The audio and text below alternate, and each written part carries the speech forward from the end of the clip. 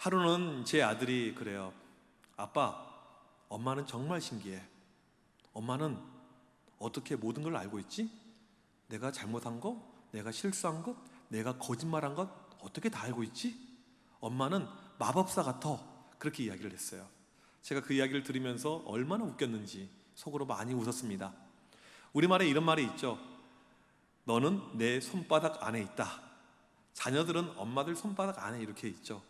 제가 전에 청소년 사역을 할 때 이 사역이 좀 수월하고 또 어떻게 보면 많은 열매가 있었고 재미있게 사역을 할 수 있었던 이유 중에 하나가 아이들, 학생들이 전부 다 제 손바닥 안에 있었습니다. 아무리 많아도 걔네들 제가 심리를 다 꿰뚫어 보죠. 23년간 그 사역을 했기 때문에 이 아이들이 무엇을 좋아하고 무엇을 싫어하고 지금 내 뒤통수를 치려고 하는 이것까지도 제가 다 파악을 하면서 사역을 했던 적이 있습니다. 우리 주님은 우리의 모든 것을 다 아십니다. 다윗은 시편 139편 2절에서 이렇게 고백했어요. 주께서 내가 앉고 일어서심을 아시고 멀리서도 나의 생각을 밝히 아시오며. 주님께서 내 행동, 내 생각, 내 모든 모습, 모든 것을 다 알고 계신다는 것입니다.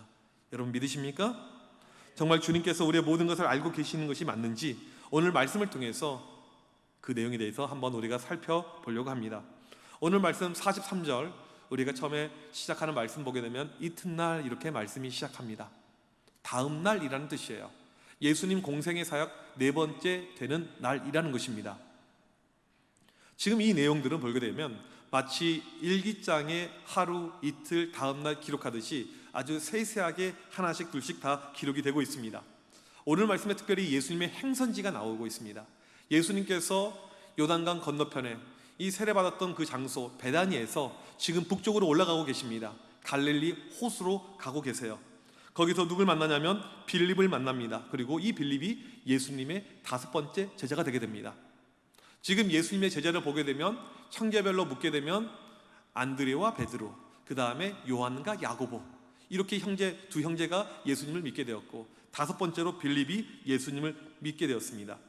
이 빌립은 안드레와 베드로와 같은 고향 출신으로 서로 친분이 있었던 것 같습니다. 그래서 그 친분을 통해서 전도가 되어서 빌립이 주님께 온 걸로 보여집니다.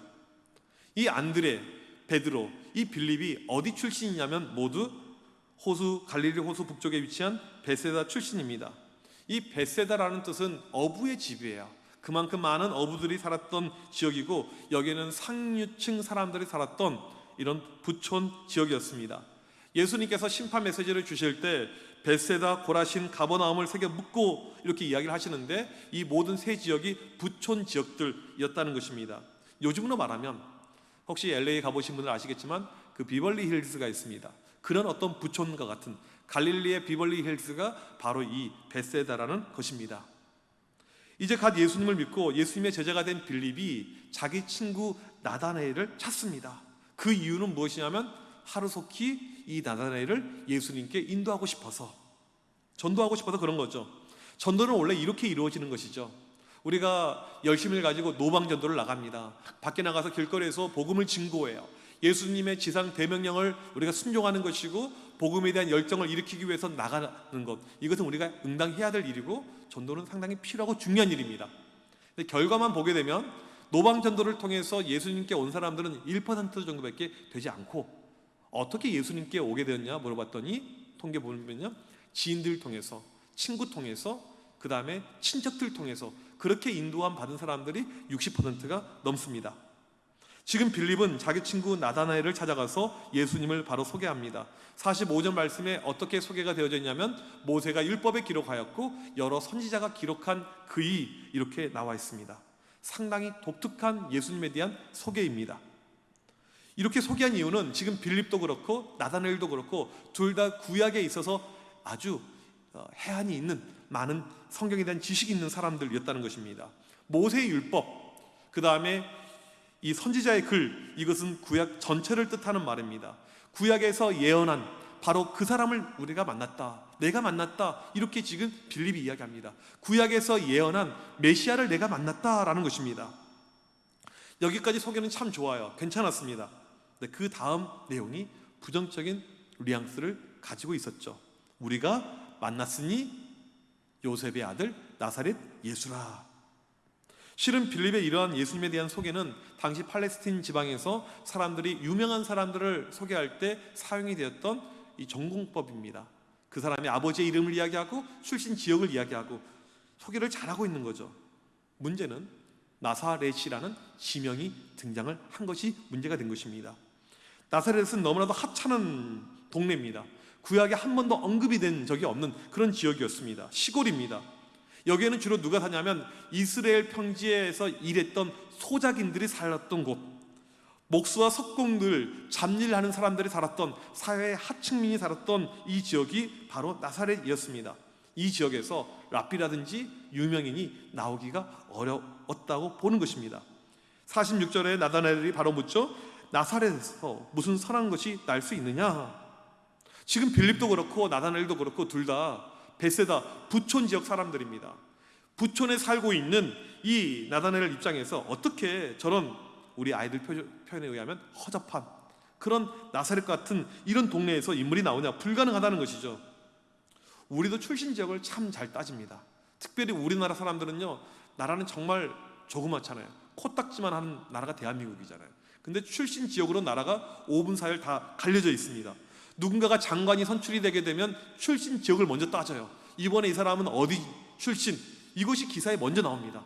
우리는요, 고등학교를 따져요. 어느 고등학교 나왔는지, 어느 대학교 나왔는지, 이것을 중시하는 것이 우리나라의 하나의 문화이죠. 이게 어디까지 가냐면요, 제가 최근에 우연히 본 기사 가운데 몇 년 전에 인터넷에 올라온 기사에 이런 기사가 있었습니다. 아이돌, 우리나라 이 젊은 가수들이잖아요. 가수들의 출신 지역을 분리를 해놨어요. 순위를 먹여놨습니다. 1위 서울, 2위 경기도, 3위 부산, 다 큰 도시들이에요. 여기서 끝나지 않고 다음 화면에 보게 되면 퍼센트로 또 비율을 이렇게 놔뒀습니다. 어느 지역에서 많은 아이돌이 배출이 됐는지. 참 할 일이 없죠. 이 아이돌까지 어느 지역 이것을 따지고 있습니다. 그냥 보시면 아시겠지만 지금 어떤 최근 2000년대 이 어떤 모습을 보게 되면 지방에서, 아니 지방이라기보다는 어디 시골에서, 농촌에서, 어촌에서 유명 인물이 나오는 것이 거의 드뭅니다. 여러분 울릉도에서 최근에 유명 인사가 나왔다 이런 거 들어본 적이 없으시죠? 흑산도에서 트로트 유명한 가수가 나왔다, 뭐 가수조차도 거의 없습니다. 도시에서 좀 사람이 많이 사는 곳에서 이렇게 나오는 경우가 많이 있죠.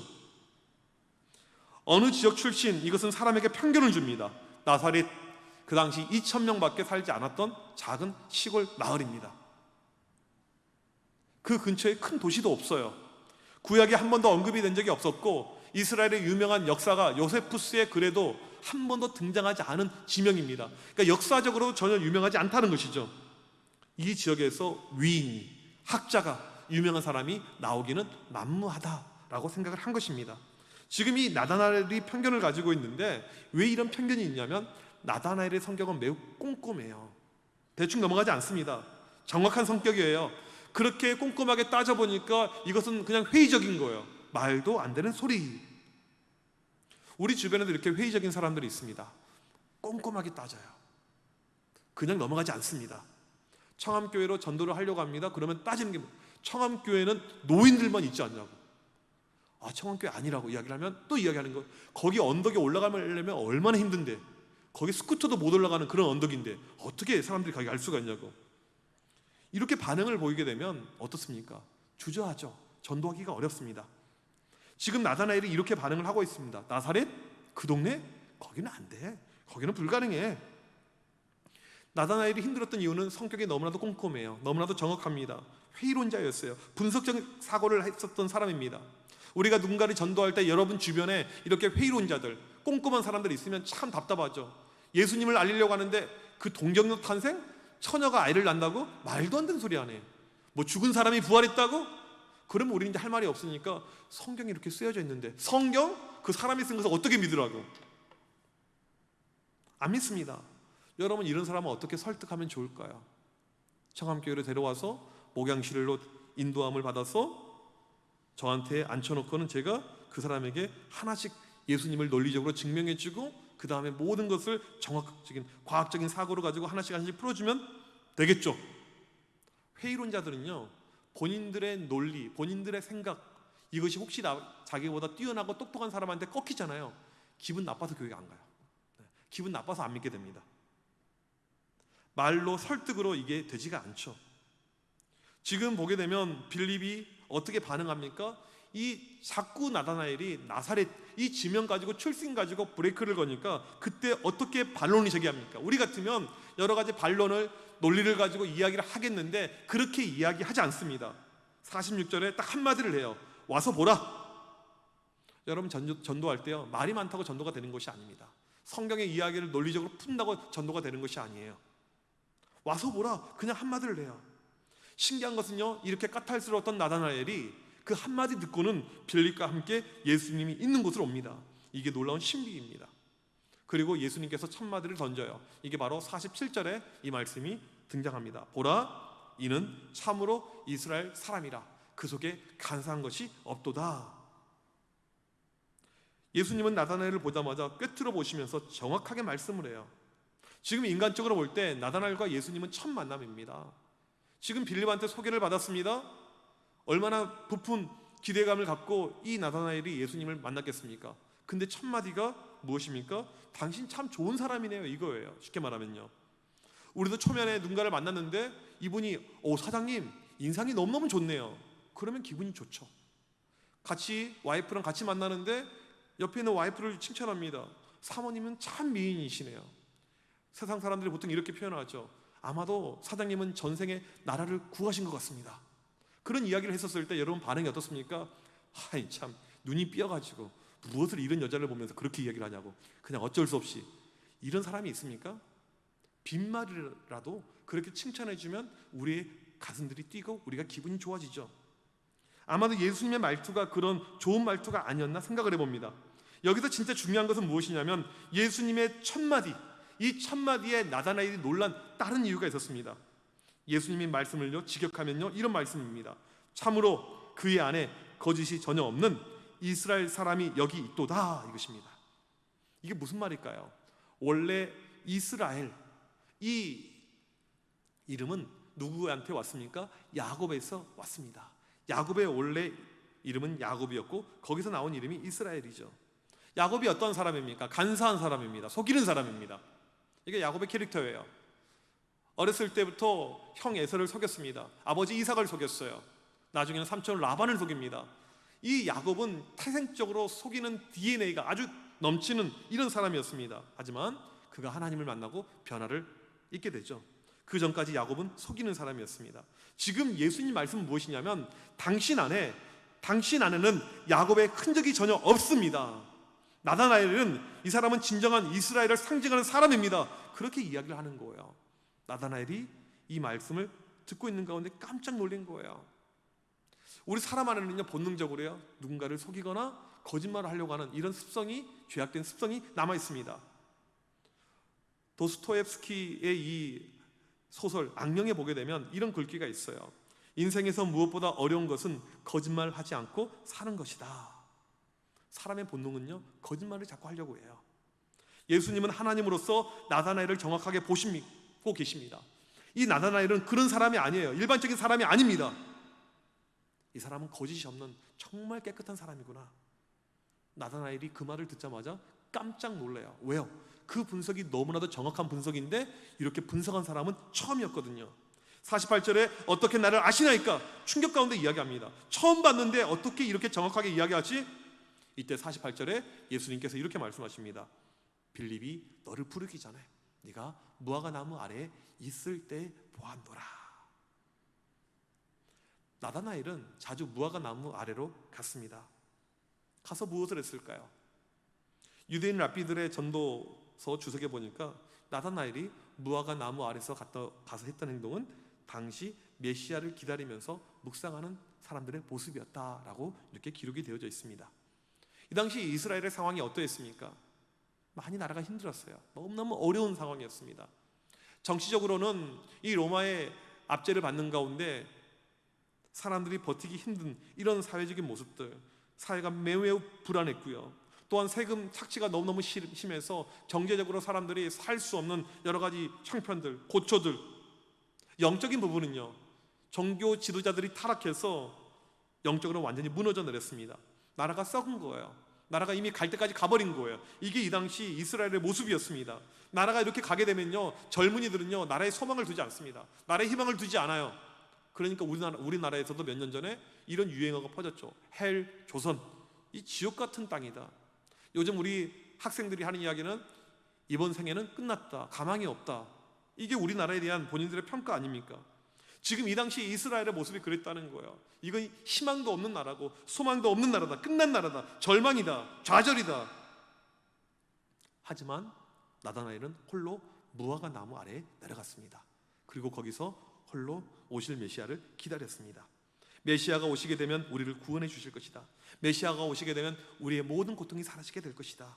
메시아여 속히 오시옵소서. 이게 나다나엘의 매일매일 삶이었습니다. 지금 다른 사람들은 시간이 나면 흥청망청 인생을 막 살아요. 소망도 없는 이 인생, 이 세상 엉망이에요. 그런데 홀로 나다나엘은 무화과 나무 밑으로 갔습니다. 거기서 하나님과 자기와의 1:1 시간을 가졌던 것이죠. 아무도 모르는 그 장소였어요. 자기 친구 빌립도 몰라요. 거기서 홀로 말씀을 묵상하고 오실 메시아를 기다립니다. 또한 마음이 힘들고 너무너무 어려우면, 답답하면 거기서 홀로 기도한 거예요. 때로는 울부짖으면서, 가슴을 찢으면서, 통곡하면서 기도하였던 장소, 바로 이게 나다나엘 무화과 나무 아래의 모습이었던 거죠. 그가 주님을 기다렸던 장소, 오실 메시아를 대망했던 장소, 하나님을 찾았던 장소, 하나님과 그와의 1:1 만남의 장소가 바로 이 무화과 나무 아래였다는 것입니다. 지금 주님은 그런 나다나엘의 모습을 다 보고 계셨고 알고 계셨다는 것입니다. 여러분 마찬가지입니다. 우리 주님께서 우리의 모든 모습을 다 알고 보고 계십니다. 작은 방 한 구석에서 홀로 흐느끼고 있는 그 모습 주님께서 아십니다. 요즘 너무나도 힘들어서 간간히 하루하루 살아가고 있는데 힘들어서 버텨가는 그 모습 주님께서 보고 계십니다. 뿐만 아니고 아무도 없는 그곳에서 내가 하고 있는 행동들, 내가 하는 모든 생각들, 모든 모습들 주님은 다 아십니다. 여러분의 모든 것, 집안의 모든 것, 가정의 모든 것, 직장의 모든 것 다 보고 계십니다. 왜요? 우리 주님은 전지전능하시기 때문에. 역대상 28장 9절에 보게 되면 다윗이 죽기 전에 자기 아들 솔로몬에게 이렇게 유언하면서 말씀합니다. 여호와께서는 모든 마음을 감찰하사 모든 의도를 아시나니. 하나님께서 모든 것을 아신다는 거예요. 아들아, 하나님은 너의 마음과 생각과 모든 것을 아신단다. 그러니까 오직 하나님께 집중하고 하나님만 따라야 된다. 그러지 않으면 너 버림받고 인생 망하게 된다. 이게 솔로몬을 향한 다윗의 유언이었습니다. 당시 이스라엘 사회에 수많은 젊은이들이 있었어요. 사회꼴이 엉망이고 나라꼴이 엉망이니까 한쪽에서는 데모하고 한쪽에서는 나라를 엎어버리겠다고 난리를 쳤습니다. 다른 한쪽에서는 나라는 그렇게 가건말건 나는 내 마음대로 살아야지, 쾌락의 즐거움 가운데 멋대로 흥청망청 살았던 청년들이 많이 있었죠. 이러한 때 나다나엘은 홀로 무화과 나무 아래로 갔습니다. 홀로 성경을 펴고 말씀을 묵상합니다. 주님 언제 오실 것입니까? 메시아여 언제 오실 것입니까? 홀로 말씀을 묵상하고 홀로 기도에 전념한 것이 나다나엘입니다. 이스라엘의 수많은 젊은이들 가운데 주님의 눈에 들어온 사람은 나다나엘 그 한 명밖에 없었던 것입니다. 주님의 지금 모든 관심은 다른 청년들이 아니고 다른 사람들이 아니고 홀로 무화과 나무 아래에서 메시아를 기다리고 있었던 그 나다나엘 한 명이었습니다. 제가 어렸을 때 저희 아버지께서 시골에서 목회를 하시는데요, 저희 동네에 보게 되면 정말 가난하게 살던 분들이 계셨습니다. 여자분 홀로 밭에서 일하고 그 품삯 받아서 이렇게 먹고 살아가는 거예요. 보면 남편들이 좀 변변치 않아가지고 남편들이 계시지만 거의 경제력이 없고, 또 보면 이 남편들이 또 다 교회를 안 나와요. 홀로 얼마나 이게 육체적으로 힘들겠습니까? 어렵겠습니까? 그 일당 제가 기억에 모르겠어요. 그 당시 하루에 3,000원 받았는지 그렇게 살아가셨던 모습들이 기억에 납니다. 근데 이분들이요, 육체적으로 그렇게 피곤한데 새벽 4시면 어김없이 교회로 오십니다. 그리고 기도하세요. 너무너무 삶이 힘드니까 어려우니까 기도가 탄식이에요. 매일매일 기도가 눈물이죠. 눈물 없이 하루도 기도를 그냥 넘어간 날이 없어요. 흐느끼면서 소리 지르면서 그렇게 탐복하면서 기도합니다. 제가 아침 8시 학교 갈 때 어떤 분들은 그 시간까지도 계속 기도하는 분들이 계세요. 보면 저희 동네 친구들이 뭐라고 했냐면 너희 교회는 귀신이 산다 그렇게 이야기를 했어요. 그분들의 흐느껴 우는 소리가 밖으로 퍼져나오는데 그 소리가 아이들에게는 그렇게 들렸던 것입니다. 홀로 매일 눈물로 지새우고 하나님께 나왔던 그분들의 모습, 하나님 아버지는 다 보고 계셨던 것입니다. 홀로 교회에서 캄캄한 시간에 기도하고 계셨지만 주님은 다 알고 계셨던 거예요. 그 기도의 장소가, 그 기도의 처소가, 그 새벽에 바로 그 시간이 그분들에게는 바로 무화과 나무 아래의 장소였던 것입니다. 그때는 무척 힘들었지만, 어려웠지만 나중에 보면요, 하나님께서 그 눈물들 다 닦아주셔요. 다 닦아주셨습니다. 얼마나 그 사람들을 사랑했는지 눈물로 평생을 살았던데, 보니까 그들 자녀들 모습 보니까 그들 자녀들 가운데 잘 되지 않는 경우가 하나도 없는 모습을 보았습니다. 우리 주님은 다 보고 계십니다. 모든 것을 알고 계세요. 여러분은 가정에서의 모습들, 회사에서의 모습들, 여러분 사회에서 모든 모습들. 예수님께서 지금 이 이야기를 하자 나다나엘이 깜짝 놀랍니다. 49절에서 그래서 이렇게 엄청난 고백을 하죠. 라삐여, 당신은 하나님의 아들이시오. 당신은 이스라엘의 임금이로소이다. 당신은 하나님의 아들이고 당신은 이스라엘의 임금이십니다. 하나님의 아들이라는 말은 메시아라는 뜻입니다. 이스라엘의 임금이라는 말은 역시 메시아라는 뜻입니다. 당신은 제가 그토록 오랫동안 기다렸던 바로 메시아십니다. 그렇게 이야기를 하고 있습니다. 그날 나다나엘은 주님을 영접합니다. 그날 나다나엘은 주님을 따르게 됩니다. 이 나다나엘의 스토리 보게 되면 요한복음 초반에 기록이 되어져 있잖아요. 1장에요. 아주 세밀하게 요한이 알고 이것을 기록을 한 거죠. 그런데 성경에 보게 되면 이 참 엄청난 스토리가 앞에 기록이 되어져 있는데 나다나엘의 존재감이 그 이후로는 없어요. 안 나옵니다. 신기해요. 이 나다나엘이 과연 누구일까? 그 사람 나중에 어떻게 살았을까? 학자들이 연구한 결과 이 나다나엘은 예수님의 12제자 가운데 하나인 바돌로메일 것이다 라고 대부분 보고 있습니다. 나다나엘은 그날 예수님을 만나게 되었고 예수님의 제자가 되었고 평생 예수님을 따르게 됩니다. 인도까지 가서 복음을 증거했고 아르메니아 지방에서 복음을 증거하다가 순교로서 그의 인생이 맞춰지게 됩니다. 이게 나다나엘의 멋진 모습이었습니다. 그의 인생의 변곡점 어디 있었을까요? 그의 인생에서 가장 중요한 순간이 어디에 있었을까요? 바로 무화과 나무 아래였습니다. 남들과 달리 남들은 세상을 원망하고 세상을 비평하고 힘들다 어렵다 그러고 있을 때 홀로 메시아를 갈망하고 홀로 말씀의 자리로 가고 홀로 기도의 자리로 갔던 이 나다나엘의 모습, 주님이 이미 아시고 그를 선택하고 부르셨다는 것입니다. 주님은 모든 것을 아십니다. 우리의 모든 것을 다 아세요. 저는 목사로서 많은 한계를 느끼고 있습니다. 제가 시간이 지나면 지날수록 그 한계를 많이 느껴요. 어떤 한계인 줄 아십니까? 사람을 보는 한계예요. 제가 교회에서 우리 성도님들의 모습을 보게 되면 참 인상도 좋고 참 믿음 생활도 잘하고 참 헌신도 잘하시고 봉사도 열심히 하시고 그런 모습을 볼 때마다 얼마나 감사한지 얼마나 좋은지 몰라요. 그래서 그런 모습이 저에게 비춰지고 보일 때마다 저는 그것을 다 있는 그대로 다 믿습니다. 그런데 지나서 보게 되면 제가 생각했던 이 부분들이 틀린 부분이 있는 것을 알게 됩니다. 제가 사람을 잘못 본다는 이야기죠. 왜요? 연약하니까, 부족하니까. 그래서 제가 하는 기도 제목 중에 하나가 무엇이냐면 하나님, 저에게 영적인 인사이트를 주옵소서. 사람을 볼 때 사람을 바로 볼 수 있는 안목과 지혜를 주옵소서. 그게 제가 하고 있는 기도 가운데 하나입니다. 여러분, 목사는요 사람을 잘못 볼 수가 있어요. 목사는 여러분을 잘못 평가할 수가 있고 잘못 판단할 수가 있고 여러분을 오해할 수가 있고 여러분을 곡해할 수 있습니다. 그러나 우리 하나님은 절대 그런 법이 없습니다. 정확하세요.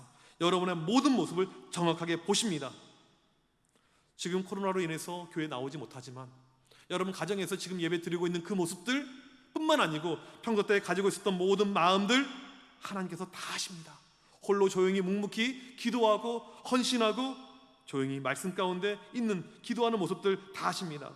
때로는 너무나도 힘들고 어려워서 홀로 속상해서 울고 있는 모습, 사람들로 하여금 오해를 받아서 이것 때문에 답답하고 속상했던 그 모습조차도 우리 주님은 다 알고 계십니다.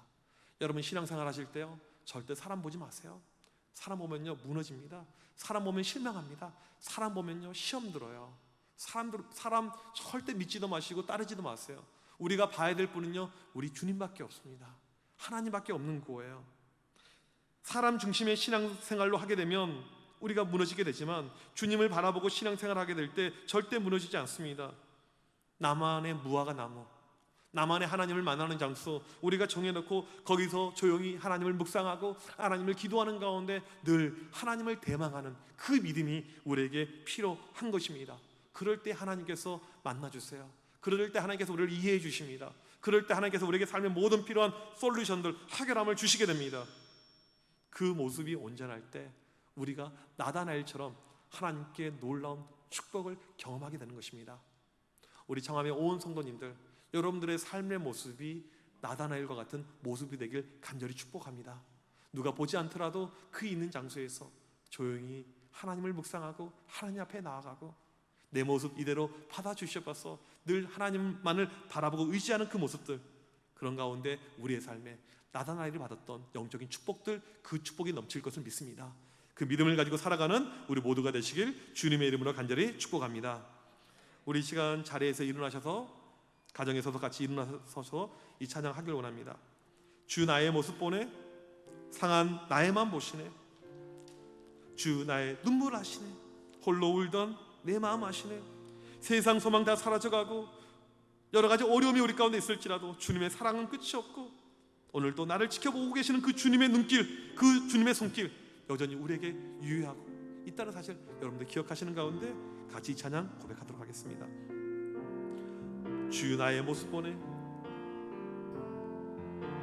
주 나의 모습 보네, 상한 나의 마음 보시네, 상한 나의 마음 보시네, 주 나의 눈물 안에, 주 나의 눈물 안에 홀로 울던 마음 아시네, 홀로 울던 마음 아시네. 다시 한번 고백합시다. 주 나의 모습 보네, 주 나의 모습 보네, 여러분의 상한 마음 주님께서 보고 계십니다. 상한 나의 마음 보시네, 여러분의 눈물도 주님께서 하십니다. 주 나의 눈물 안에 홀로 울던 마음 아시네, 홀로 울던 마음 아시네. 세상 소망 다 사라져가도 세상 소망 다 사라져가 주님의 사랑, 주의 사랑에 끝이 없으니 살아가는 이 모든 순간 살아가는 이 모든 순간 주의 은혜임을 나는 믿네. 주 나의 모습 보네, 주 나의 모습 보네, 상한 나의 마음 보시네, 상한 나의 마음 보시네, 주 나의 눈물 안에, 주 나의 눈물 안에 홀로 울던 마음 아시네, 홀로 울던 마음 아시네. 주 사랑 내게 있네, 주 사랑 내게 있네, 그 사랑이 날 채우시네, 그 사랑이 날 채우네, 주님의 은혜 내게 있네, 주 은혜 내게 있네, 그 은혜로 날 세우네, 은혜로 날 세우네. 세상 소망 다 사라져가도 세상 소망 다 사라져가 주님의 사랑 끝이 없으니 주의 사랑이 끝이 없으니 살아가는 이 모든 순간 살아가는 이 모든 순간 주 은혜임을 나는 믿네. 은혜임을 나는 믿네. 세상 소망 다 사라져가도 세상 소망 다 사라져가 주의 사랑 끝이 없으니 주의 사랑이 끝이 없으니 살아가는 이 모든 순간 살아가는 이 모든 순간 주 은혜임을 나는 믿네. 은혜임을 나는 믿네.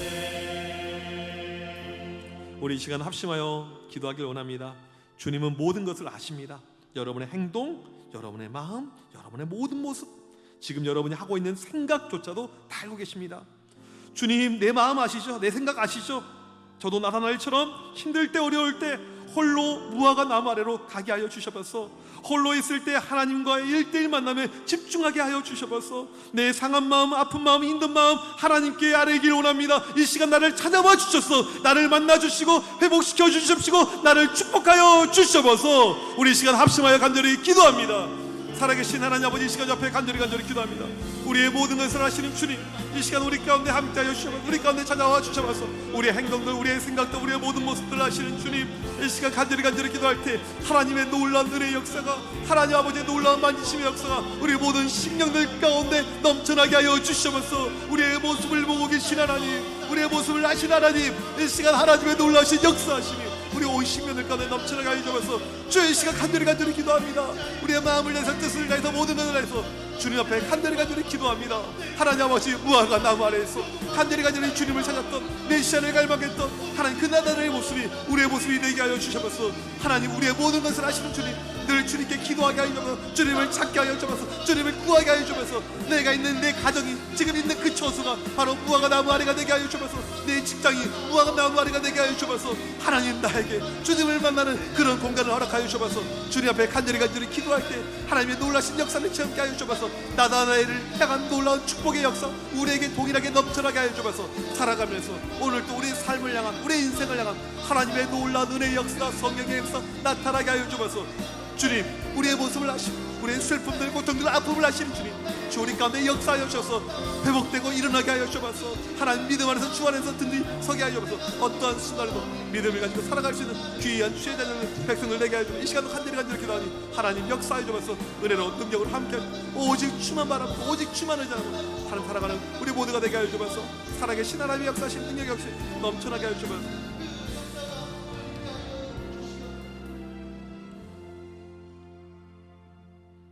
아버지 하나님, 오늘 또 크신 은혜로 우리와 함께 하심을 감사합니다.